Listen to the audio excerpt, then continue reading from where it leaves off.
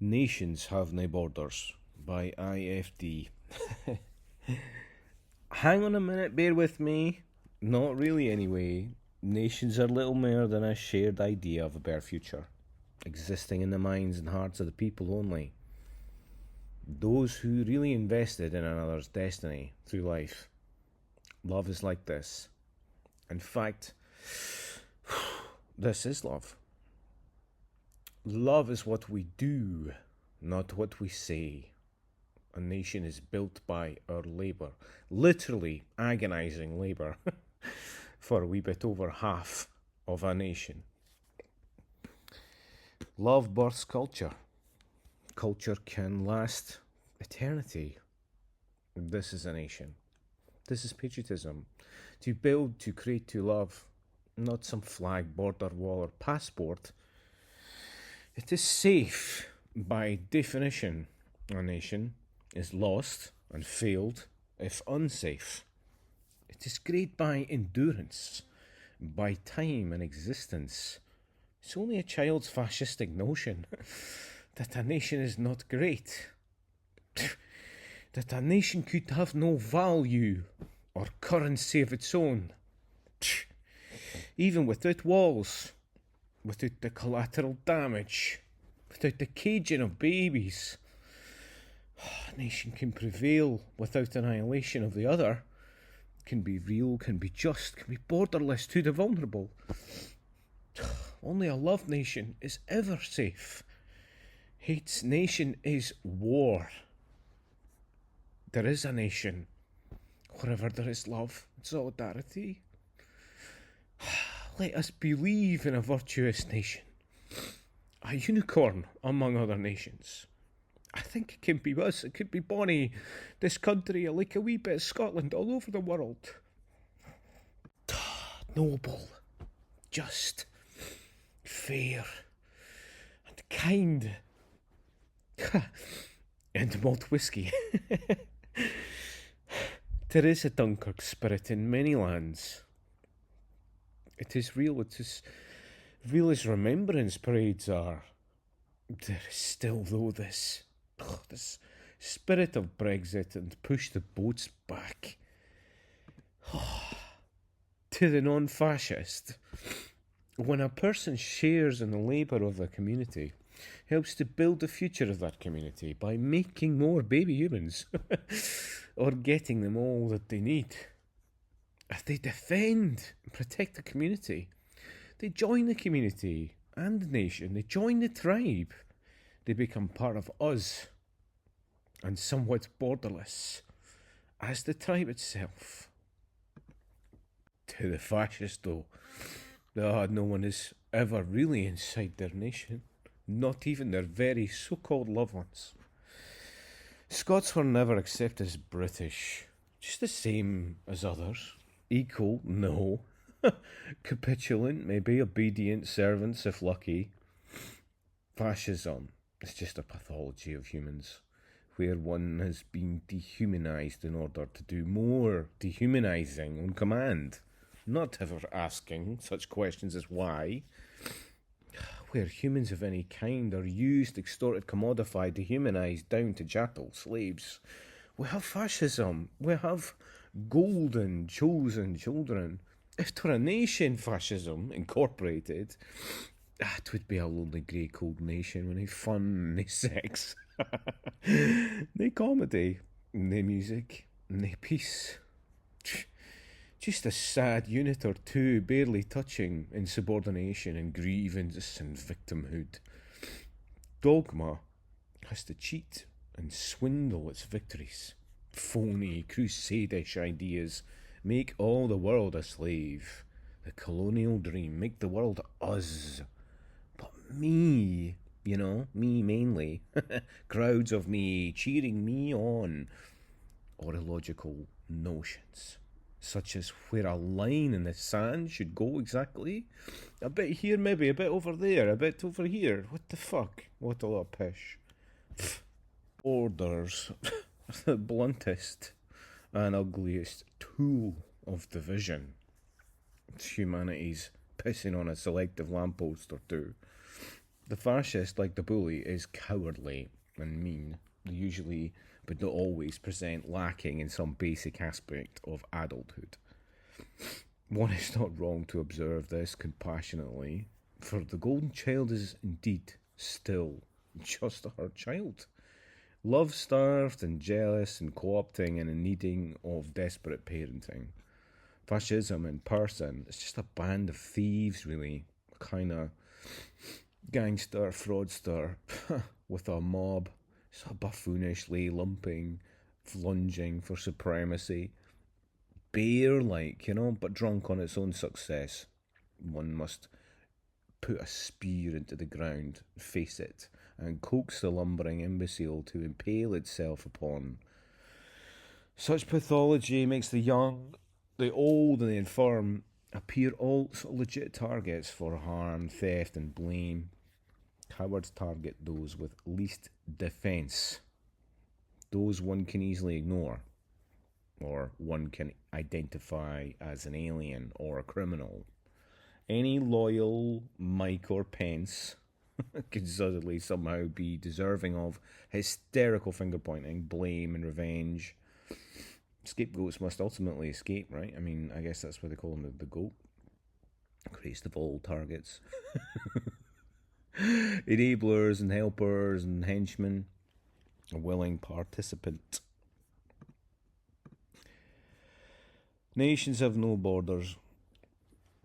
Even one's own kin are not safe from this disease of fascism. It takes over homes and families and churches with a cultish ceremonial paradishness, the deranged outpourings of victimhood from those before our very eyes are inflicting wounds on others as to make their own wounds seem like a flesh wound or something. The holy wisdom of forgiving those who trespass against us by passing on you 40,000 times over.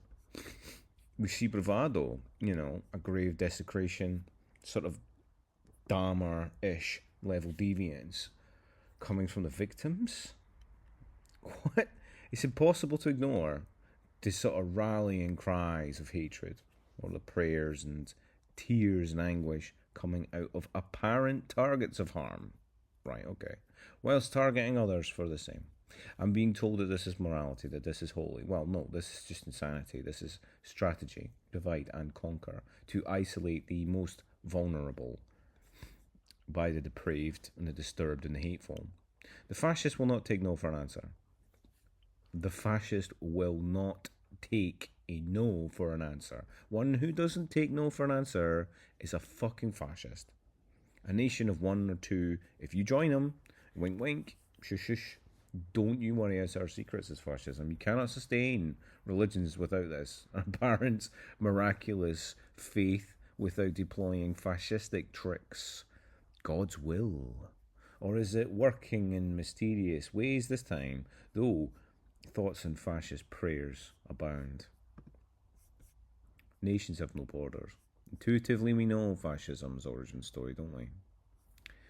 From birth, demonstrated that love is hatred, and contempt and blame and revenge are wisdom. One is less vulnerable to this by finding and knowing oneself. We are able to see the harm done, the losses from having fascistic cultures, the loss of all of us of hate is left to defame, defile, degrade, so it's just unchallenged. Nay, diversify yourself into a vibrant forest of love and hope and freaky cool shit and fun and belly laughs, tears, righteous anger. Grow a wooden resilience to the tiny axe swings of petty mind hatred. But all too often this disease is hereditary, usually through colonial pampering, nepotistic spoiling, and give me strength why the eternal limitless appeasement, enablement, the imbalance and inequity guarantees that no life really will flourish at all. It's a human disease acted out in business, government, and life. both ideologies, right? Having a society versus there is no society. It's plan versus no plan, chaos versus order, creation, destruction, sort of eating one another. They are all over the world at varying degrees of war, transcending what? Well, there's silly borders, right? How to put a border around an idea. Well, you'd have to burn some books, wouldn't you, right? Violating, invading, infecting, defiling, or loving, and dancing, and singing, and debating, and progressing, and creating. Non-fascist community is vibrant and abundant, while it flirts and romances with destiny and our natural evolution. Without a predominantly free market, there is no flow of life. Monopoly is the game, and the reality, or played out, is the same. War will break out around a board, like it's traditional. Under iron fists of state or capital, both curtail life, and so is the flora and fauna of this earth perishing before our eyes. We risk a future with no music, with no joy, with no poems, with no lovemaking, with no more science, history, or progress. Where there is no building a future, so the birth rate shall demonstrate. Non-fascists must be united now more so than ever, because fascistic types are all of one Borg-like assimilating mind, urges to kill, rape, steal, burn, break, grab, take, blame, shame, and divide and conquer insatiably. Nations have no borders. We must be equally and oppositely insatiable, like Newton's laws. Hatred must be opposed with good old cheesy love. Of course.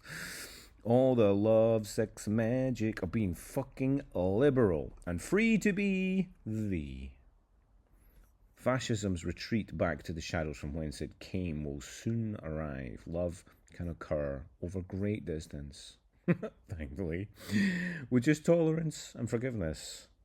So instead of fanaticizing and fantasizing about war and champions, instead take on ideas as champions, and those carrying them, ideal siblings. Like old Rabbi Burns, write your humane thoughts, find them, they are there. Let them be spoken quietly, truthfully, somehow. Paint, write, sing, etc. Enjoy this life. There is no afterlife. There is no bait and switch heaven better than smelling these real roses. Be satirical, be thoughtful, be kind, and have more sex than these sad fascists. See your brothers and sisters being self-evidently respect-worthy, and no more or less humane than yourself. Regardless of money, status, or power, at our core, we are all the same. Fascism isn't really a nation. Simply a loveless, nihilistic dysfunction. Those of us with love and peace create growth and value entropically. No pursuing and conquering needed at all. It's not just in my mind. It's an inevitable future. The only thing stronger than divide and conquer is unite and survive. There will never, ever be more fascists than non-fascists. And fascists will always fail. Fascism is not our fault. But failure, maybe. Broken tribes, breed, unelected. A nation copes, picks fascism up after it has smashed its toys and continues the task of parenting the unparented, raising the orphaned ones with no nation at all, or only fascism for their lost boy and Captain Hook version of a nation. If you don't believe me, listen to what we all sing around the globe at midnight, year after year, for hundreds of years. At the moment we agree, renewal occurs. Another winter survived. Should old acquaintance be forgot? No, we remember our ancestors who fought fascism and know that this is our time, and we will use words and wisdom over weapons and warfare this time. Becoming our enemy is greater loss than to surrender to adopt hate. This annual moment of loving reflection is evidence that societal love I am trying to brand as anti-fascism exists in every tribe and home all over the world. Just like fascism, door slamming and stamping, winning inevitably because nations have no borders.